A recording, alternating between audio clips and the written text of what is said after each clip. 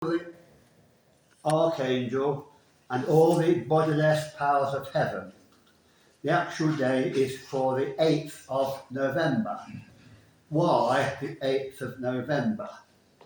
Well, in Orthodox spirituality, the number 8 stands for eternity. And so November is the 8th month after the creation. And so we celebrate St. Michael and all the bodiless powers of heaven on the 8th day of the 8th month. And the Holy Scriptures frequently refer to the holy angels. They are pure spirits created by God to love and serve Him and to care for humanity. And in Genesis, when we read about the creation, we learn that God said, "Let there be light," and there was light. And in the teaching of the fathers, this light consists of all the bodiless powers, the angels.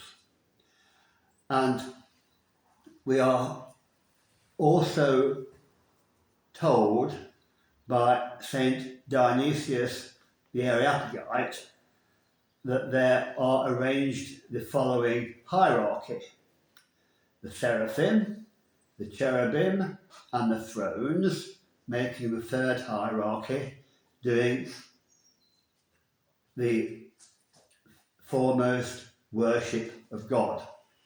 And the second hierarchy is the dominions, the virtues, and the powers.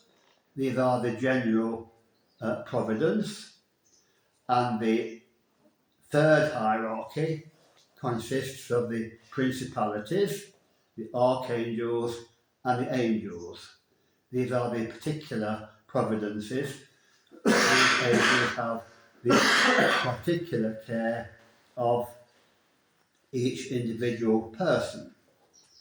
Now, if you remember the writings of St. Luke in the Acts of the Apostles, that St. Paul visited Athens during the course of his missionary journeys, and the great teacher Dionysius, the Areopagite, was a leading teacher of the Athenians, and the Areopagus was the leading centre for this learning. And Dionysius listened to the preaching of the gospel by St. Luke and was converted. And we are told by St. Luke that a small group of very devout women followed him into the church, and that we commemorate him on the 3rd day of October, and that is the day on which I was chrismated with 3 devout women to found the community of St. Thursday. And so Dionysius has quite a significant place in our thinking. And we're also told by St. Luke that on one occasion in his prayer life, St. Paul had a vision of the 3rd heaven. He no doubt talked to Dionysius about this, and we have even now a most wonderful book by St. Dionysius on the divine names, the heavenly hierarchy, and I recommend it to anybody. And that goes right back to the 1st century. Now, the bodiless powers of heaven have their own particular task in heaven and on earth, and we're also reminded that in creation, God did not make all the angels the same. Each bodiless power was unique in himself. And so when we think about the seraphim, it is God who burns with love.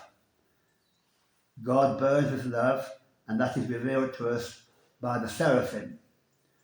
In the cherubim, it is God who enlightens us with wisdom. And in the thrones, it is God who sits in equity, in judgment on all. In the dominions, it is God who has dominion in majesty. In principalities, it is he who reigns as a prince. In the powers, it is he who excels in strength. In virtues, it is he who operates in healing the nations. And in the archangels, it is he who beams as light of light. And it is in the angels, it is he who sends, who is supremely the messenger of the things of God to humanity.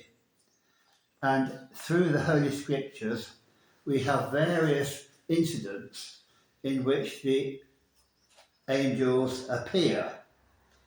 And they are not always obvious, and it is the fathers who interpret the angels in their function.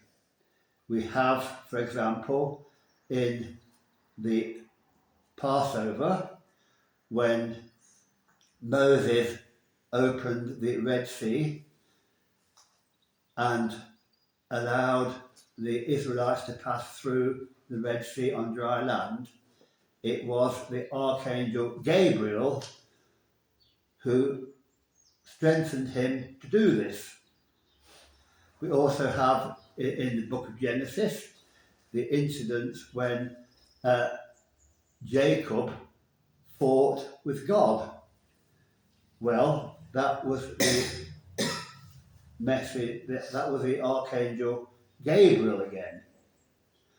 And so we have also in the Gospel reading this morning, when the Lord sent out 70 disciples to preach the Gospel, he tells us that he saw Michael throw Satan out of heaven. And Michael appears several times in the book of Daniel and also in the book of Revelations. And we also need to rejoice in the fact that each one of us has our guardian angel. And this guardian angel was given to us at our baptism and chrismation. And it is our guardian angel who protects us from the evil one. And of course, our Archangel Gabriel was supremely active at the command of God to bring about the incarnation. And it was the Archangel Gabriel who appeared to Our Lady and announced to her the will of God the Father, that it was his wish that Mary should be the mother of his Son. And as he spoke, there was silence. And everything hinged upon Mary's response. And her response was, and don't forget, she was only a very young girl, 14 or 15, and she said back to the message of the Archangel, "Be it unto me according to thy will." So the great blessing of the Archangel Gabriel's message was because of Our Lady's cooperation with the will of God the Father, that she gave to God her body to be the human nature of his Son. Mary